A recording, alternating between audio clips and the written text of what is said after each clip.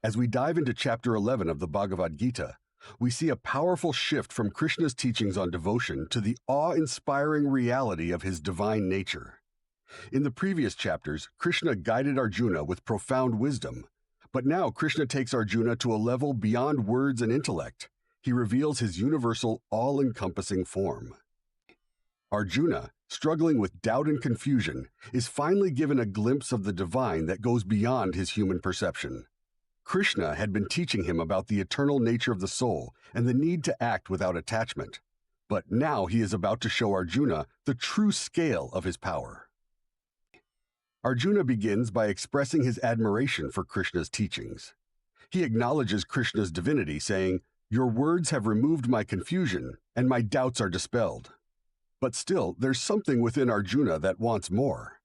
He asks Krishna to show him his true form, the form that represents the entirety of the universe, the form that transcends time, space, and the limits of human understanding. Krishna, understanding Arjuna's thirst for deeper knowledge, grants him divine vision. Krishna says, "You cannot see my universal form with your limited human eyes, but with my divine sight, I will give you the ability to see it." And with that, Krishna blesses Arjuna with the vision to see his true cosmic form. And then it happens. Krishna reveals his universal form in all its splendor. This is not just a human form, but the form of the divine in all its magnificence, pervading every corner of the cosmos. Arjuna sees Krishna not just as a warrior or a teacher, but as the supreme being who is the source of all creation. His form is infinite, all-encompassing, and divine. Arjuna sees countless beings, gods, and sages, all consumed in Krishna's vast form. He witnesses entire galaxies, universes, and realms coming into existence and dissolving within Krishna's power. This vision is beyond Arjuna's wildest imagination. The warriors who were once his friends and enemies are now part of Krishna's form. Some are being consumed by Krishna's flames, while others are offering their prayers. Arjuna sees the destruction of the great warriors on both sides of the battle.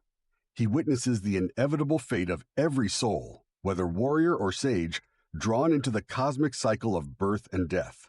The form is both terrifying and awe-inspiring, a reflection of the eternal truth that all creation comes from Krishna and ultimately returns to him. Arjuna, overwhelmed by the sight of Krishna's universal form, falls to his knees in reverence. He sees the warriors on both sides, his teachers, family members, and friends, all absorbed into Krishna's divine energy. The sight is a reminder that no one is exempt from the laws of nature, and that all life, no matter how powerful or revered, is subject to the will of the divine. Arjuna is shaken by this realization, but it is a realization that deepens his understanding of the impermanence of the material world and the eternal nature of the divine. In awe and amazement, Arjuna realizes that Krishna is not just the charioteer he once thought he was. Krishna is the supreme being who controls all things, who is the beginning and the end of everything in the universe. Everything that Arjuna has been taught in the Gita comes to life in this moment. Krishna is the all-powerful, all-knowing, and all-pervading force that governs the cosmos. Arjuna, humbled by the vision, acknowledges Krishna as the ultimate truth. He admits that he had once doubted Krishna's divine nature, but now he sees the reality. "I see now, Krishna," Arjuna says, "that you are the ultimate source of everything. You are the supreme being who transcends time and space. All the warriors here, all the beings, all the worlds are nothing but expressions of your divine will."